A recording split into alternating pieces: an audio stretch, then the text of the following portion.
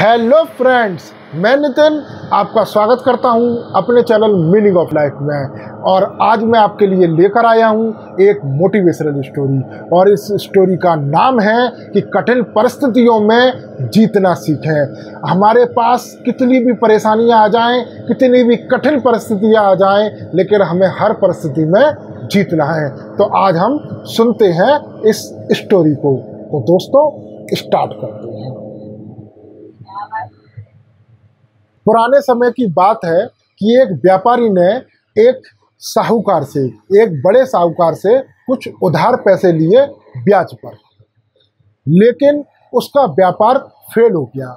इस वजह से वो उस बड़े साहूकार को पेमेंट नहीं कर पाया, उसको पैसे वापस नहीं कर पाया।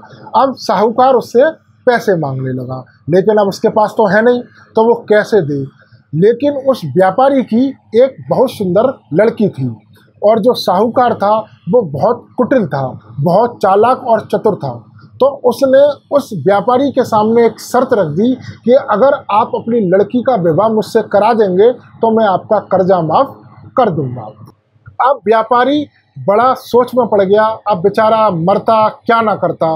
उसने अपनी ये सारी बात अपनी लड़की को बता दी। अब लड़की के सामने दो ही विकल्प थी। अगर वो साहूकार से शादी करने से इनकार कर दे तो उसके पिता जिंदगी भर उस कर्ज में डूबे रहेंगे, और दूसरा विकल्प था कि वो साहूकार से शादी कर ले और अपने पिता को स्वतंत्र कर दे उस कर्जे से। उस लड़की ने दूसरा विकल्प चुना।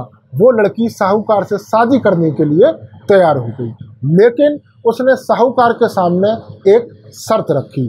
वो शर्त ये थी कि उनको एक थैला लेके आना पड़ेगा और उसमें दो गोलियां लेके आनी पड़ेगी, एक काले कलर की और एक सफ़ेद कलर की।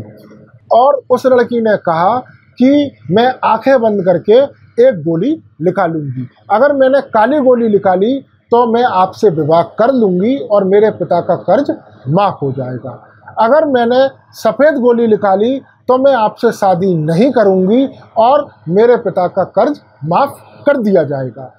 ये बात सुनकर साहूकार ने उस लड़की की दोनों शर्तें मान ली। दोस्तों, हमेशा याद रखो कि हमें हमेशा अपने दिमाग को पानी की तरह रखना चाहिए। पानी बहुत निर्मल, शांत और चलायमान होता है। पानी को आप कितना भी रोकने की कोशिश करेंगे, लेकिन वो अपना रास्ता कहीं ना कहीं से निकाल लेगा। तो हमें अपने दिमाग को पानी की तरह रखना चाहिए, क्योंकि कई बार ऐसी परिस्थितियां हमारे सामने भी आ जाती हैं और हम ये बात स्वीकार कर लेते हैं कि अब हम इन परिस्थितियों से नहीं निकल पाएंगे।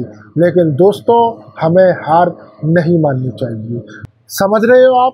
अब मैं कंटिन्यू होता हूँ इस स्टोरी को बताने के लिए। लेकिन वो साहूकार बहुत ज़्यादा चालाक और चतुर और कुटिल था।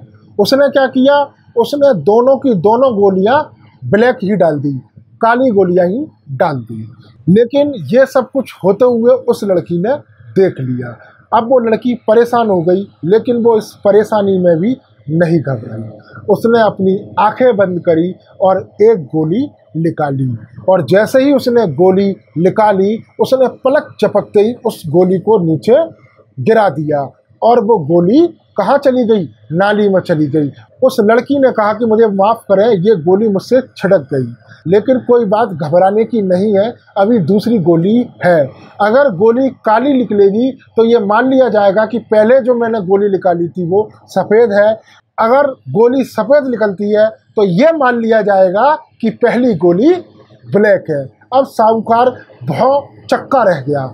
तब उसके पिता ने तुरंत थैले में से गोली निकाली, और जब गोली देखी तो वो क्या थी? वो ब्लैक कलर की गोली थी।